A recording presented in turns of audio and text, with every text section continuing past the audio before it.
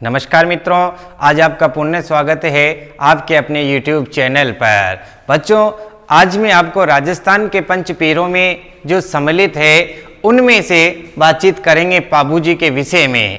और आप ध्यान रखेंगे बच्चों, पाबूजी के ऐसे इतिहास के बारे में मैं आज आपको बताऊंगा जो शायद ही आप लोगों ने पढ़ा हो। लेकिन सबसे पहले अगर हम पाबूजी की बातचीत करते हैं और पाबूजी के विषय में देखते हैं तो आप सबसे पहले ध्यान रखेंगे कि मैंने पूर्व की क्लास में आपको 5 ऐसे देवता पढ़ाए थे जिनको हिंदू भी पूछते थे और जिनको मुस्लिम भी पूछते थे, मतलब पंच पीरों के विषय में हमने बातचीत की थी। उसके साथ ही बच्चों मैंने आपको यह भी बताया था कि राजस्थान के 4 ऐसे लोक देवता हैं जो किसी न किसी के अवतार हैं। तो आप लोग ध्यान रखेंगे कि रामदेव जी हमने पढ़े भगवान कृष्ण के अवतार, पाबूजी हम पढ़ेंगे लक्ष्मण के अवतार, देवनारायण को हमने पढ़ा विष्णु के अवतार और कल्लाजी राठौड़ को भी हम पढ़ेंगे जो शेषनाग के अवतार हैं। 4 ऐसे देवता हैं जिनको किसी न किसी के अवतार माना जाता है। तो बच्चों, अगर हम पाबूजी राठौड़ की बातचीत करते हैं तो सबसे पहले आप ये ध्यान रखेंगे कि पाबूजी राठौड़ जो है बच्चों, ये लक्ष्मण के अवतार है।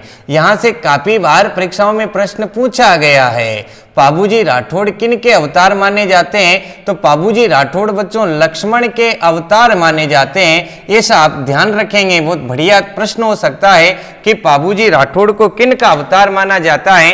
तो बच्चों पाबूजी राठौड़ को लक्ष्मण का अवतार माना जाता है। राठौड़ बोल रहे हैं बार बार, तो आप जरा ये भी ध्यान रखेंगे कि ये राठौड़ वंश में पैदा हुए थे, राठौड़ वंश में पैदा हुए थे। और आपको पता होगा कि राठौड़ों ने शासन किया है बच्चों हमारे जोधपुर पे, और वहां पर थे राव सिंहा। तो ये राव सिंहा के वंशज हैं, राव सिंहा के वंशज हैं, आप ये सा भी ध्यान रखेंगे। साथ में वीडियो पूरा देखेंगे, मैं पाबूजी पर रचित पाबू प्रकाश की कुछ बातें आपको बताऊंगा। पाबू प्रकाश शायद आपको पढ़ने में नहीं मिली होगी, लेकिन मैं पाबू प्रकाश की कई सारी बातें आपको बताऊंगा आसिया मोड जी की। पाबूजी को बच्चों लक्ष्मण का अवतार माना जाता है। पाबूजी राठौड़ वंश में पैदा हुए थे और ये राव सिंहा के ही वंशज थे। हम बातचीत करते हैं बच्चों इनके पिताजी के विषय में, किन के पिताजी का नाम क्या था। और बच्चों हम बातचीत करते हैं इनके माता के विषय में कि माता का नाम क्या था। तो इनके जो पिताजी थे बच्चों, पिताजी का नाम था धांधड़ जी राठौड़, धांधड़ जी, और इनके माता का नाम था बच्चों कमला दे। ये सब आप ध्यान रखेंगे, धांधड़ जी इनके पिताजी का नाम और कमला दे या कमल दे इनके माता का नाम है। बच्चों हम बातचीत करते हैं पाबू प्रकाश के, ध्यान रखेंगे आपसे बहुत बढ़िया प्रश्न पूछा जा सकता है कि पाबू प्रकाश के रचयिता कौन है? तो आप लोग ध्यान रखेंगे पाबू प्रकाश नामक ग्रंथ लिखा है आसिया मोड जी ने। किसने लिखा है बच्चों? आसिया मोड जी ने। पाबू प्रकाश के जो रचयिता है वह कौन है? आसिया मोड जी। और आसिया मोड जी ऐसे बताते हैं कि धांधड़ जी और कमला दे के एक लड़का और एक लड़की थे। देखो इनके भाई, अगर हम बातचीत करते हैं पाबूजी के भाई के विषय में तो इनके भाई का नाम था बूढ़ो जी, मतलब जो ज्येष्ठ पुत्र थे धांधड़ जी के उनका नाम था बूढ़ो जी। और इनके एक बहन भी थी बच्चों, और बहन का नाम था सुगना बाई। ऐसा भी आप ध्यान रखेंगे, बहन का नाम क्या था? सुगना बाई। तो फिर पाबूजी कैसे आए और क्या पाबूजी की कथा रही होगी, जरा हम बातचीत कर लेते हैं लक्ष्मण के अवतार पाबूजी की। तो सबसे पहले आप ध्यान रखेंगे कि आसिया मोड जी अपने पाबू प्रकाश ग्रंथ में बताते हैं कि धांधड़ जी जो कोलूमंड पलोदी जोधपुर के किलेदार थे, इनके एक लड़का और एक लड़की थी। लड़के का नाम बूढ़ो जी और लड़की का नाम सुगना बाई था। अभी हम सुगना बाई की भी बात करेंगे कि इनका विवाह जायल के जिंदराव खींची के साथ कर दिया था। लेकिन लक्ष्मण के अवतार पाबूजी के विषय में आप ध्यान रखेंगे कि उनका जन्म कैसे हुआ। तो बच्चों एक बार धांधड़ जी राठौड़ सुबह सवेरे उठ करके अपने गांव के बाहर ही घूमने के लिए जाते हैं। उसी वक्त बच्चों क्या होता है कि एक तालाब के किनारे पर वह गए, तो उस तालाब के किनारे पर आसमान से एक विमान आता हुआ नजर आया।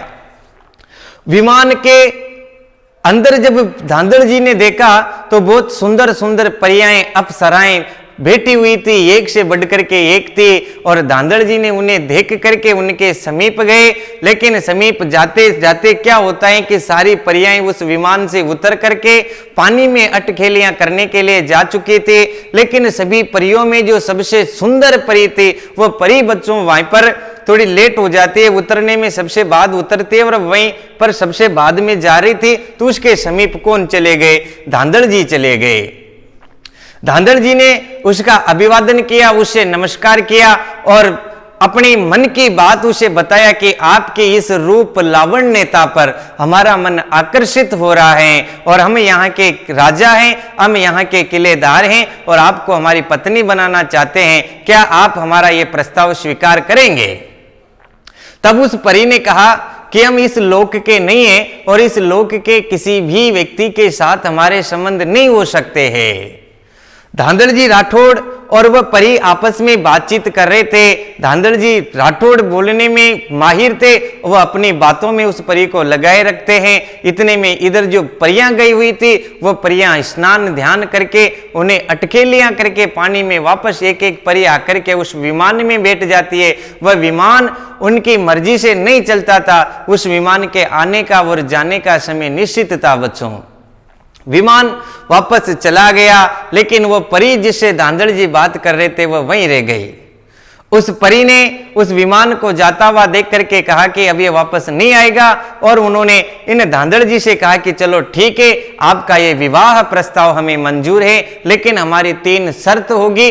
अगर आपको तीनों शर्त मानने हैं तो मैं आपसे विवाह करने के लिए तैयार हूं। धांधड़ जी कहते हैं कि आपकी 3 नहीं, हमें 30 शर्त भी मंजूर है, आप बताइए। तब उस परी ने कहा कि आपके और हमारे बीच जो संबंध है, आप कभी भी दूसरे व्यक्ति को नहीं बताएंगे। दूसरा वचन उन्होंने दिया कि आप जब भी मेरे महल में आएंगे तो पहले मेरे से अनुमति लेंगे, दरवाजा बजाएंगे, मैं कहूं कि आप अंदर आओ, तभी आपको अंदर आना है। तीसरी बात परी ने बताई कि मैं गांव में नहीं रहूंगी, और मुझे आपको गांव से बाहर ही महल बना करके देना होगा। अगर आपको तीनों बातें मंजूर है, गांव में नहीं रहूंगी, गांव से बाहर रखेंगे, हमारे बीच जो संबंध है तीसरा व्यक्ति नहीं जानना चाहिए। अगर आपको ये तीनों बातें मंजूर हैं तो आप बताइए और मेरे साथ विवाह कीजिए। धांधड़ जी ने कहा कि नहीं, मुझे सब मंजूर है। धांधड़ जी वहीं पर उनके साथ गंधर्व विवाह करते हैं, और गंधर्व विवाह करके उस परी को ले आते हैं, और लाकर के बच्चों क्या करते हैं कि एक तंबा मेल है जोधपुर में, एक तंबिया मेल डूंगरपुर में है, और एक तंबा मेल जोधपुर में है। इसी कोल्लू गांव के बाहर एक तंबा मेल स्थित है, उस एक तंबा मेल उस परी को रहने के लिए दे देते हैं। अब इधर धांधड़ जी क्या करते हैं कि दिन भर अपना राज कार्य करते हैं, और शाम को अपने घर से कमला दे के पास खाना खा करके उस परी के पास चले जाते हैं। ये से काफी समय गुजर गया। जब किसी का पति अपने घर पर नहीं रुके और वहां से निकल करके चला जाए तो उसकी पत्नी विचार करेगी। बच्चों, ऐसा ही हुआ, इस कमला दे को शक होने लगा कि मेरे पति मेरे पास रुके हुए काफी दिन हो गए, ये कहां जाते हैं। इधर धांधड़ जी 1 वर्ष से जब भी उस परी के मेल में जाते, पहले दरवाजा बजाते कि मैं आ रहा हूं, अनुमति लेते, फिर जाते। ऐसे 1 वर्ष के बीच के रिजल्ट से ही उसी परी की कोख से लक्ष्मण अवतार पाबू का जन्म होता है।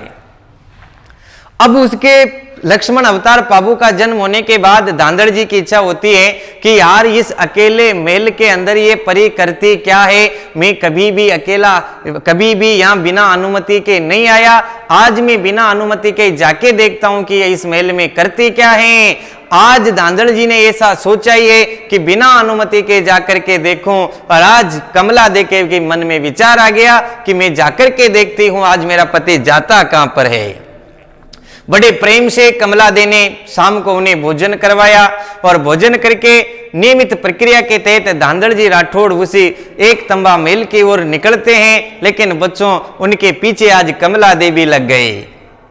हमेशा की बाती आज धांधड़ जी ने एक तंबा महल का दरवाजा नहीं बजाया, आज उससे अनुमति नहीं ली और सीधे ही मेलों में चले गए। और जब सीधे ही मेलों में गए तो वह परी क्या कर रही थी, उस परी ने सिंगनी का शेरनी का रूप बना रखा था और अपने पुत्र पाबू को दूध पिला रही थी। ऐसे धांधड़ जी को आया हुआ देख करके परी वापस अपने वास्तविक स्वरूप में आती हैं और कहती हैं कि आपने जो मुझे वचन दिया था कि आप बिना पूछे बिना अनुमति लिए अंदर नहीं आओगे, आज आपने मेरा वचन तोड़ दिया है, आज से मैं आपकी पत्नी नहीं हूं। ऐसी बातें कर ही रहे थे कि पीछे से कमला देवी आ गए और तो उन्होंने फिर कहा कि आपके और हमारे बीच जो संबंध थे आज ये तीसरा व्यक्ति भी जान गया है। और ऐसा कहकर के परी वापस से अंतर ध्यान होने वाली थी, आकाश मार्ग में जाने वाली थी। इतने में छोटे से पाबू जी ने उसका पल्ला पकड़ लिया और कहा कि हे माई, अभी तो मैं पैदा हुआ हूं, मैं छोटा सा ही हूं, मुझे छोड़ करके कहां जा रही है। तब उस परी ने कहा कि बेटा, मैं तुझे मेरी गोद में तो नहीं खिला सके, लेकिन मेरी पीठ पे जरूर खिलाऊंगे। यही परी केसर काल में घोड़ी बन करके देवल चारणी के यहाँ पर जन्म लेती है, वो भी मैं आपको बताऊंगा। लेकिन आप ध्यान रखेंगे कि इस प्रकार इनका जन्म हुआ, वो परी अंतर ध्यान हो गए और उस छोटे से पाबू को लेकर के धांधड़ देव और कमला देव वापस आ जाते हैं। इसीलिए पाबू जी धांधड़ जी और कमला देव के पुत्र कहलाए हैं, ये आप ध्यान रखेंगे। ये बात जो थी ये पाबू प्रकाश के अंदर आशिया मोड़ जी ने लिखी है और इनके भाई बूढ़ो जी और बहन कौन थे, सुगना बाई थे। अब बच्चों हम बातचीत कर लेते हैं इनके जन्म के विषय में कि इनका जन्म कब हुआ और कहां हुआ। तो जरा आप लोग ये भी ध्यान रखेंगे कि इनका जन्म कोलूमंड फलोदी जोधपुर के अंदर कहां पर हुआ बच्चों, 1239 ईस्वी में। पाबू जी का जन्म हुआ था बच्चों 1239 ईस्वी में कोलूमंड फलोदी जोधपुर में। ये कोलूमंड गांव कहां पर पड़ता है, फलोदी जोधपुर में। तो 1239 ईस्वी में कोलूमंड फलोदी जोधपुर में लक्ष्मण अवतार पाबू का जन्म होता है, ये आप ध्यान रखेंगे। जोधपुर में 1239 ईस्वी में कहां पर हुआ था बच्चों, कोलूमंड फलोदी जोधपुर में।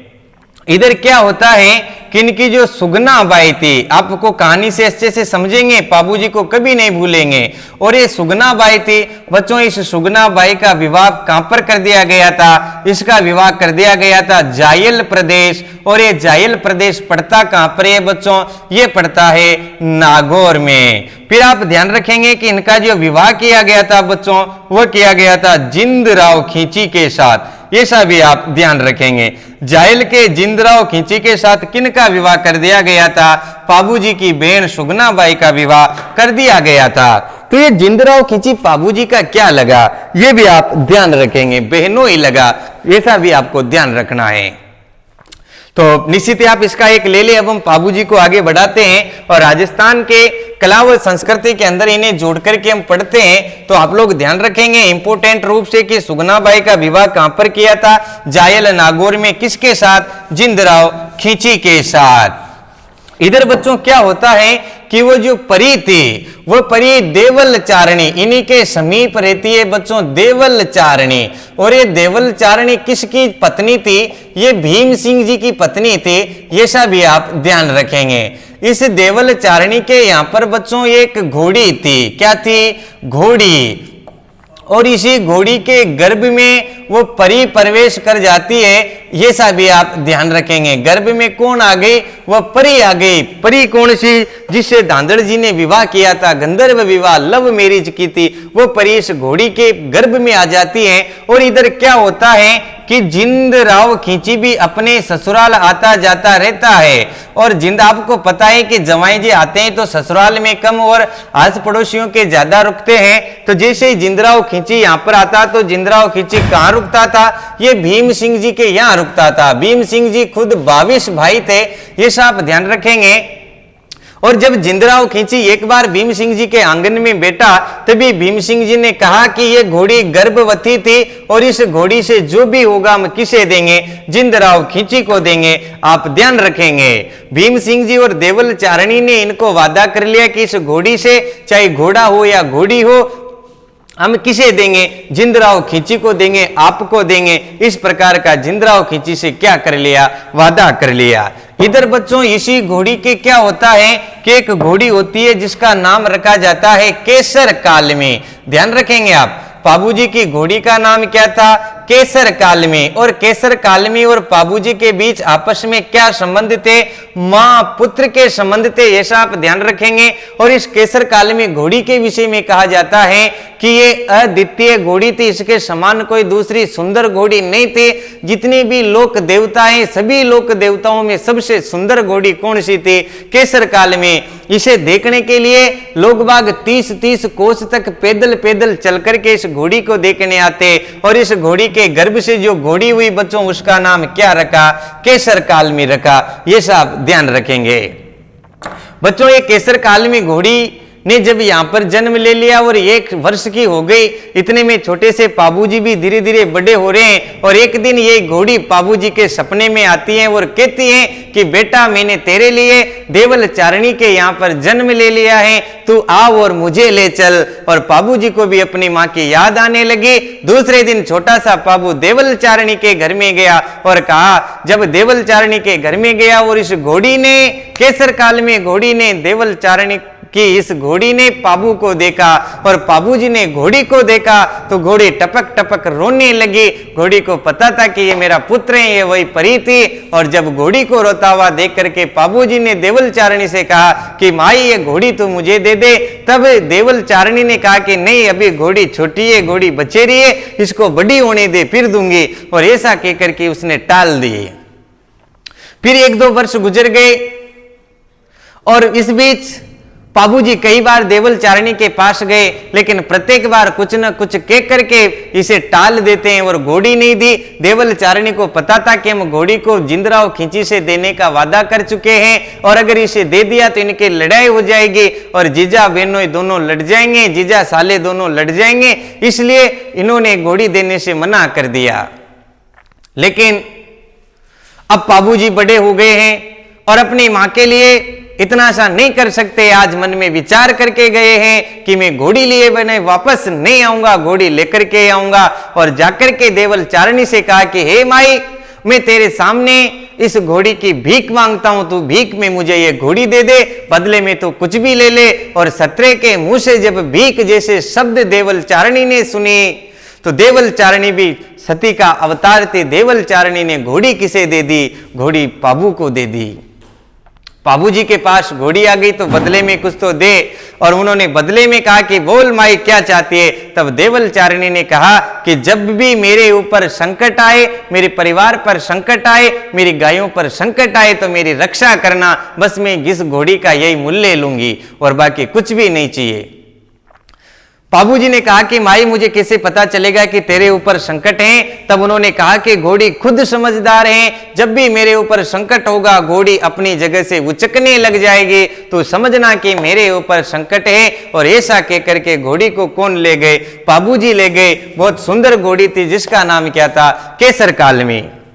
बच्चों, इधर इस बात का पता जिंदराव खींची को चल गया कि घोड़ी किसे दे दी? पाबूजी को दे दी। तो जिंदराव खींची उचित तलाश करता है कि मैं कब मौका मिले और कब मैं उस घोड़ी को लूं, मुझे कब मौका मिले। और इसे मौका मिलने वाला है क्योंकि इसी बीच क्या होती है? पाबूजी की पत्नी, जिसको फूलम दे कहा जाता है। ध्यान रखेंगे आप, पाबूजी की पत्नी का नाम क्या है? फूलम दे। और इसको सुप्यार दे भी कहा जाता है। दोनों इसी के नाम है, फूलम दे या सुप्यार दे। ये पाबूजी की पत्नी थी बच्चों। और ये है कहां की थी? तो ये वहीं की थी, अमरकोट के। अमरकोट का वर्तमान नाम उमरकोट है और ये पाकिस्तान के अंदर स्थित है। और इसे पूर्व, अमरकोट से पूर्व इसका नाम अमराना था। और ये अमरकोट के सूरजमल के पुत्री थे। ये सब आप ध्यान रखेंगे। फूलम दे, इनके साथ क्या होता है कि फूलमदे के साथ इनकी सगाई हो जाती है। और पाबूजी क्या करते हैं? अपनी घोड़ी पर, केसर काल में घोड़ी पर बैठ करके अमरकोट के लिए चले जाते हैं। आपके दिमाग में एक प्रश्न आ रहा होगा कि जिंदराव खींची को साथ नहीं लेकर के गए थे क्या? ये तो उनका बेनोई लगता था और बेनोई तो शादी में आता ही है। निमंत्रण भेजा, उन्होंने कोई जवाब नहीं दिया। तो एक दूत को भेजा कि मैं विवाह करने अमरकोट जा रहा हूं, जिंदराव जी आप आइए। लेकिन उस दूत को ही मार दिया था जिंदराव ने, इसलिए जिंदराव के कोई संदेश नहीं भेजा था। और बाबूजी सीधे कहां चले गए? अमरकोट चले जाते हैं। इस बात की सूचना किसे मिल जाती है? जिंदराव खिंची को मिल जाती है। और जिंदराव खिंची तुरंत सेना लेकर के कोलूमंड पर आ जाता है। और कोलूमंड पर आकर के वह जब बाबूजी के घर जाता है तो उसे वहां बाबूजी की भाभी जी मिलते हैं। और बाबूजी की भाभी जिंदराव खिंची को भगा देती है, तेजस्वी थी।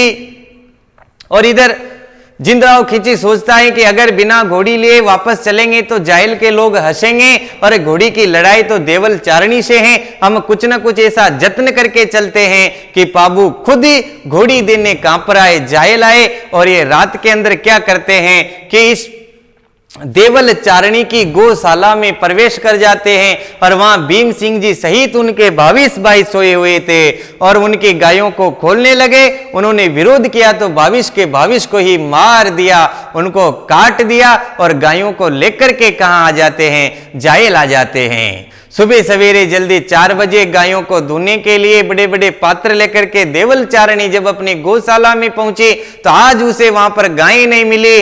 अपने पति जेठ देवर कटे हुए उनकी लाशें मिली तो सुबह सुबह पागल हो गई और पाबू पाबू चिल्लाती हुई रावड़े में गई, वहां उसे पाबू नहीं मिले। तो देवल चारणी खुद शक्तिरा अवतार है, इसने सुगन चिड़िया का रूप बनाया और जहां पर पाबू जी फेरे ले रहे थे अमरकोट में, वहां पर जाकर के कंगूरे पर बैठ करके काऊ काऊ करने लगे।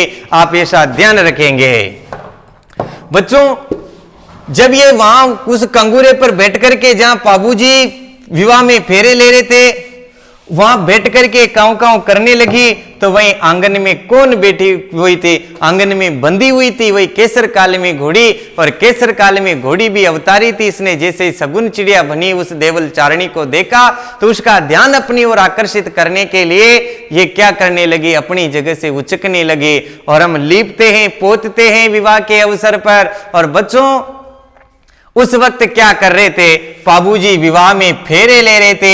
एक फेरा कंप्लीट हो गया, दूसरा फेरा भी ले लिया, तीसरा फेरा भी ले लिया। ध्यान रखेंगे 3 फेरे तक बेटी बाप के होती है और चौथे फेरे में पराये हो जाती है। और इसी चौथा फेरा लेने के लिए बाबूजी आधे ही आए थे।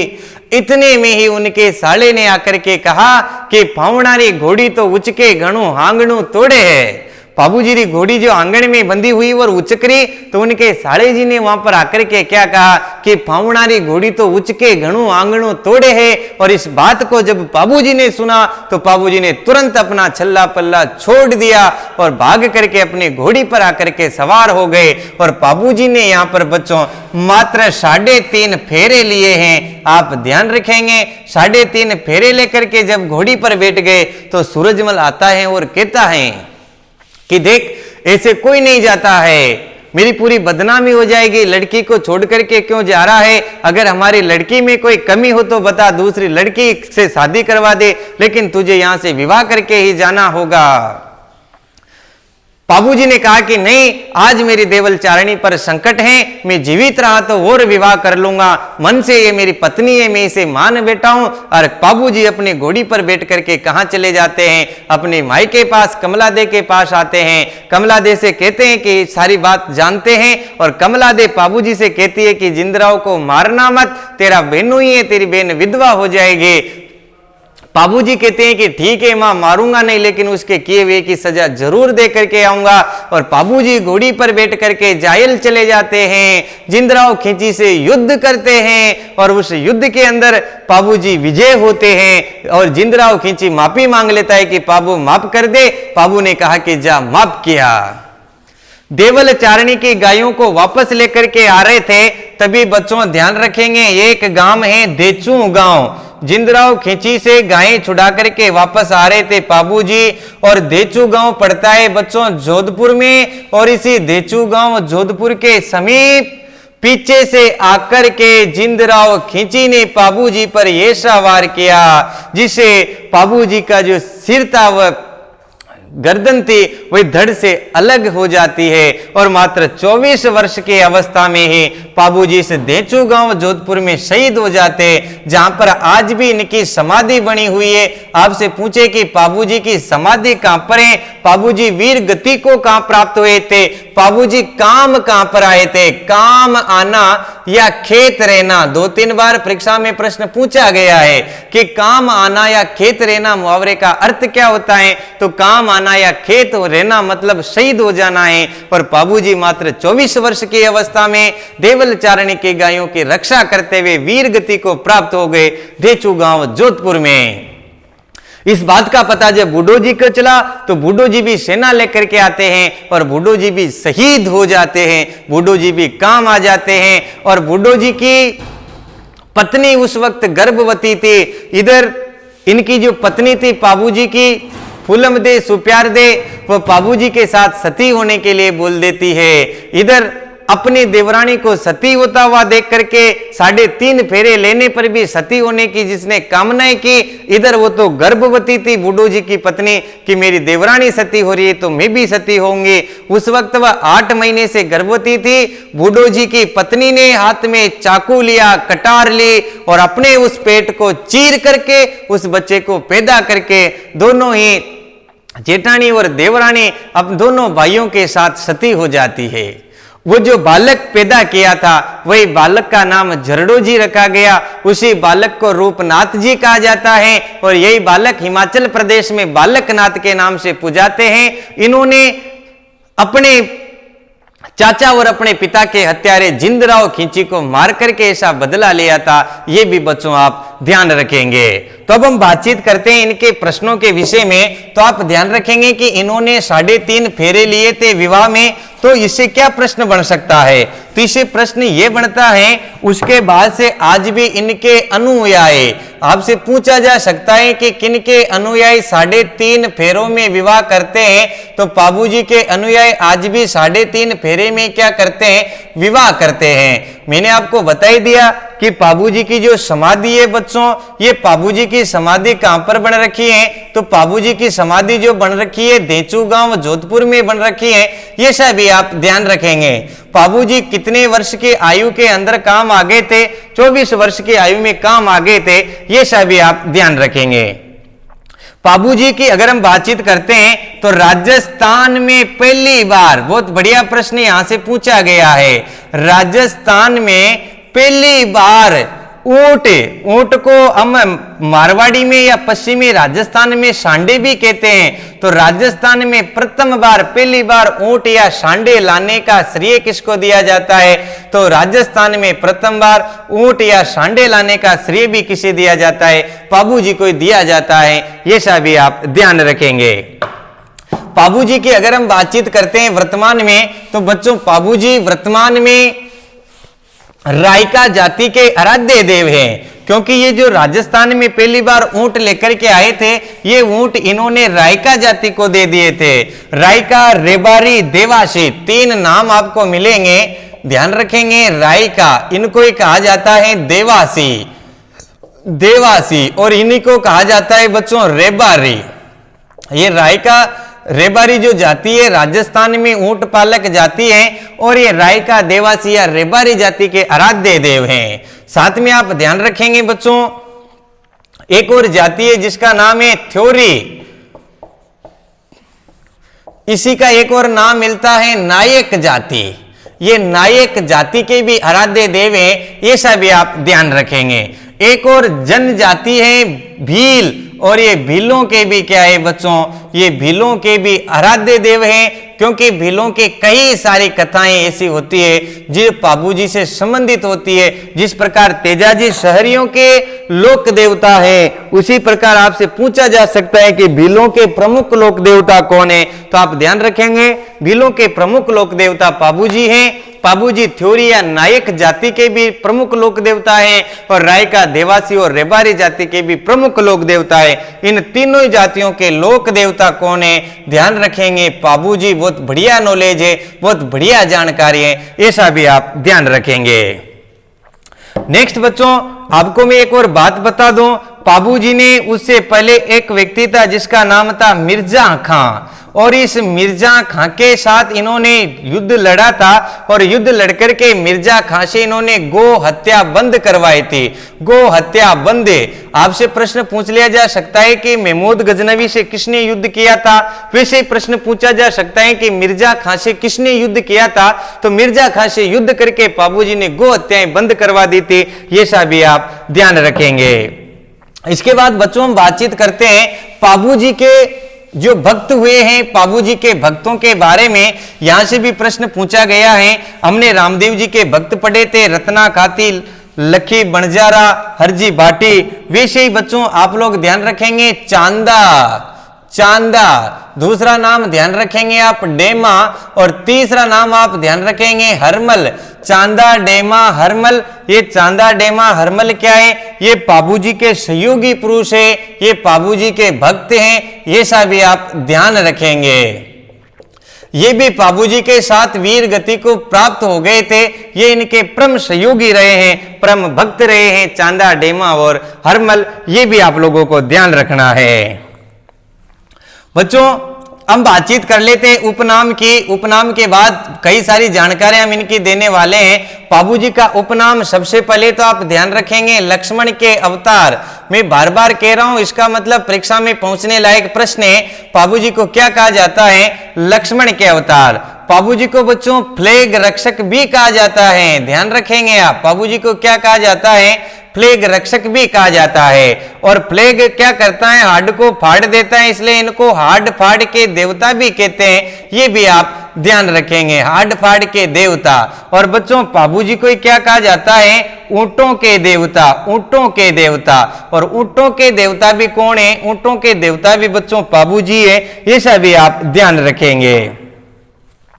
नेक्स्ट बच्चों हम बातचीत करते हैं इनके मुख्य पूजा स्थल के विषय में। तो जरा आप लोग ध्यान रखेंगे कि बाबूजी का मुख्य पूजा स्थल कहां पर है, बाबूजी का मुख्य मंदिर कहां पर बन रखा है। काफी बढ़िया प्रश्न यहां पर पूछे जा सकते हैं। तो इस प्रकार बाबूजी का मुख्य जो पूजा स्थल है वह इनके जन्म स्थान कोलूमंड फलोदी जोधपुर में ही है। ये सब आप ध्यान रखेंगे। इनका जो मुख्य पूजा स्थल है बच्चों वो कहां पर है?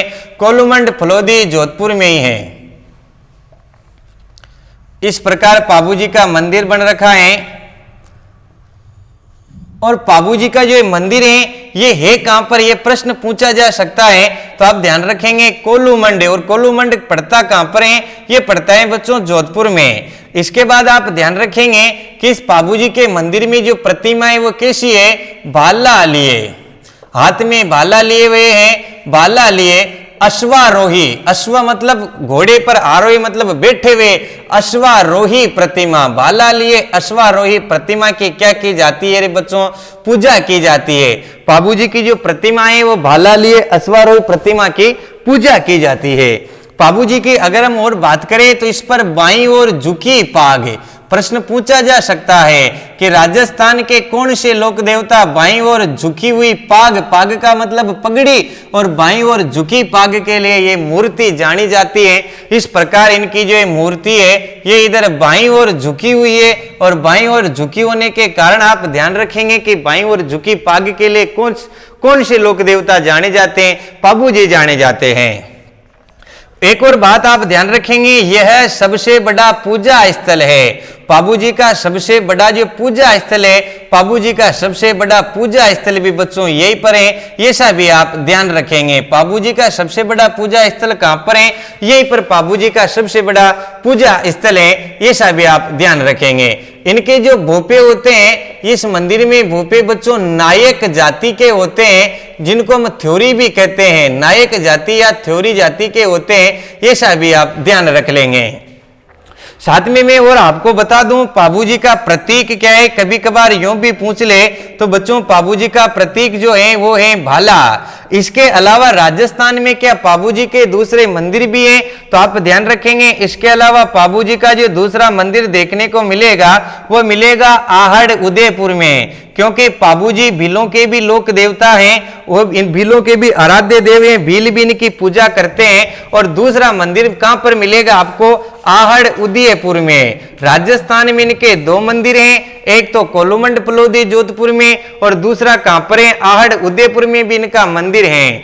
इस मंदिर में जो इनका मेला लगता है बच्चों, वह मेला कब लगता है ये भी आपसे पूछा जा सकता है। तो बापूजी का मेला लगता है चैत्र अमावस्या के दिन। कब लगता है? चैत्र अमावस्या के दिन। परीक्षा की दृष्टि से आप एक तो ध्यान रख लेंगे इस मेले को कि बापूजी का मेला कब लगता है, तो ये लगता है चैत्र अमावस्या को। सबसे बड़ा पूजा स्थल कहां पर है? वो है कोलुमंड पलोदी जोधपुर। कौन सा लोक देवता बाईं ओर झुकी पाग के लिए जाना जाता है? बाबूजी। बाबूजी का प्रतीक क्या है? भाला। और यहाँ पर प्रतिमा कैसी है? भाला लिए अश्वारोही प्रतिमा है। बाबूजी के भोपे कौन होते हैं? नायक या थोरी जाति के। और बाबूजी का राजस्थान में दूसरा मंदिर कहां पर है? आहड़ उदयपुर में। ये आप ध्यान रख लेंगे बच्चों। एक बार आप स्क्रीनशॉट ले लें इनका, फिर हम बाबूजी की ओर बातचीत करते हैं आगे। तो देखो बच्चों, राजस्थान की सबसे लोकप्रिय फड़ के विषय में पूछ लिया जाए कि राजस्थान की सबसे लोकप्रिय फड़ किस लोक देवता की है, तो राजस्थान में सबसे लोकप्रिय फड़ है बच्चों बाबूजी की। और जबकि सबसे लंबी जो फड़ है, सबसे प्राचीन जो फड़ है वो है देवनारायण की। तो आप लोग ध्यान रखेंगे ऊंट के बीमार होने पर, किसके बीमार होने पर? ऊंट के बीमार होने पर बाबूजी की फड़ बांची जाती है, ये सभी आप ध्यान रखेंगे। ऊंट के बीमार होने पर बाबूजी की फड़े बांची जाती है।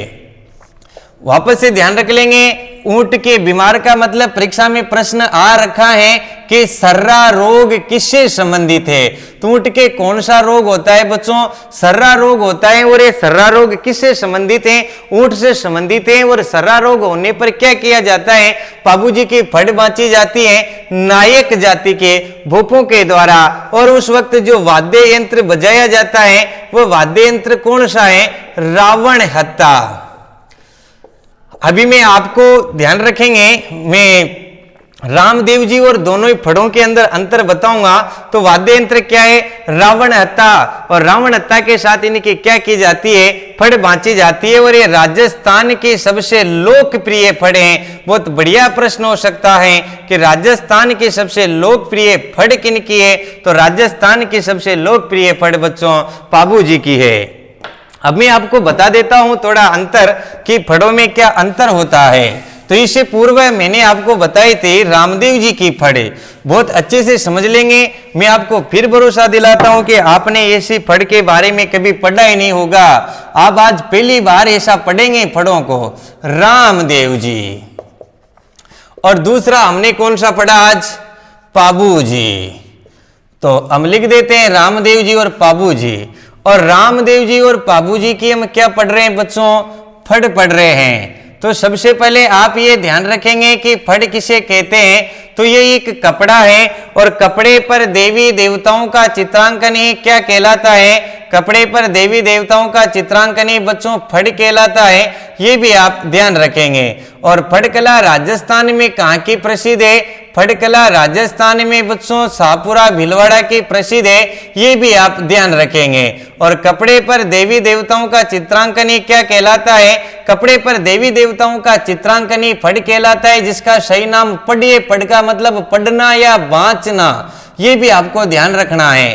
फड़ किसकी बनी होती है? फड़ बनी होती है कपड़े की। और ये कपड़े पर फड़ बनाने का जो कार्य किया जाता है वह कहां पर किया जाता है? तो फड़ कला प्रसिद्ध है शाहपुरा भीलवाड़ा की, ये सब आपको ध्यान रखना है। तो देखो, रामदेव जी की फड़ हो या फिर बाबूजी की फड़ हो, दोनों ही किस पर बनेंगे? इसी पर बनेंगे। लेकिन दोनों फड़ों का जो वाद्य यंत्र जो होगा, इन दोनों फड़ों को जो बांचा जाएगा वह किस वाद्य यंत्र के साथ बांचा जाएगा? तो इस प्रकार का एक वाद्य यंत्र होता है जो आधे कटे नारियल का बनता है बच्चों, उसी का नाम क्या होता है? रावण हत्ता। तो अब चाहे कि रामदेव जी की फड़ किसके साथ बांची जाती है?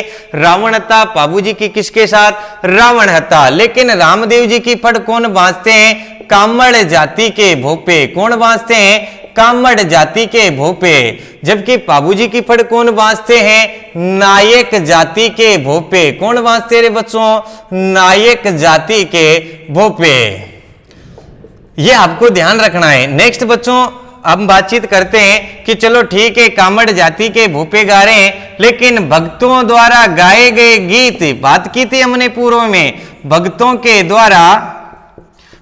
द्वारा गाए जाने वाले गीत क्या कहलाते हैं? भक्तों द्वारा गाए जाने वाले गीत। बीच बीच में भक्त गीत गाते हैं और भक्तों द्वारा गाए जाने वाले गीत कहलाते हैं बच्चों ब्यावले गीत। क्या कहलाते हैं रे? ब्यावले गीत। और ध्यान रखेंगे इन ब्यावले गीतों में जब रामदेव जी के गीत गाए जाते हैं, जो राजस्थान के सभी लोक देवताओं में सबसे लंबे गीत हैं, और इनके गीत गाए जाते हैं, तब कोई भी वाद्य यंत्र का प्रयोग नहीं किया जाता है। कोई वाद्य यंत्र का प्रयोग नहीं किया जाता है। ये भी बहुत बढ़िया ध्यान रखेंगे आप, प्रयोग नहीं किया जाता है। लेकिन बच्चों जब नायक जाति के भोपे पाबूजी की फड़ बांसते हैं तो भक्तों द्वारा पाबूजी के पवाड़े गीत गाए जाते हैं। ध्यान रखेंगे, पवाड़े गीत गाए जाते हैं। भक्तों द्वारा कौन से गीत गाए जाते हैं? पवाड़े गीत गाए जाते हैं। ये सभी आप ध्यान रखेंगे। और ध्यान रखेंगे पवाड़े गीत किस वाद्य यंत्र के साथ गाए जाते हैं? तो पवाड़े गीत माट वाद्य यंत्र के साथ। भक्तों द्वारा पवाड़े गीत गाए जाते हैं कौन से वाद्य यंत्र के साथ? माट वाद्य यंत्र के साथ। और इस अवसर पर जो नृत्य किया जाता है बच्चों, उसका नाम है थाली नृत्य। तो पाबूजी की याद में कौन सा नृत्य किया जाता है? थाली नृत्य। पाबूजी के भक्तों के द्वारा पवाड़े गीत गाए जाते हैं, तब कौन सा वाद्य यंत्र बजाते हैं? माट वाद्य यंत्र। पाबूजी की जो फड़ बांचेंगे नायक जाति के, तब के रामदेव जी के कामड़ जाति के, और रामदेव जी की फड़ के बीच में जो गीत गाते हैं वो ब्यावले गीत कहलाते हैं। लेकिन ब्यावले गीत गाते समय किसी भी वाद्य यंत्र का प्रयोग नहीं किया जाता है। तो आप एक बार इसका स्क्रीनशॉट ले लें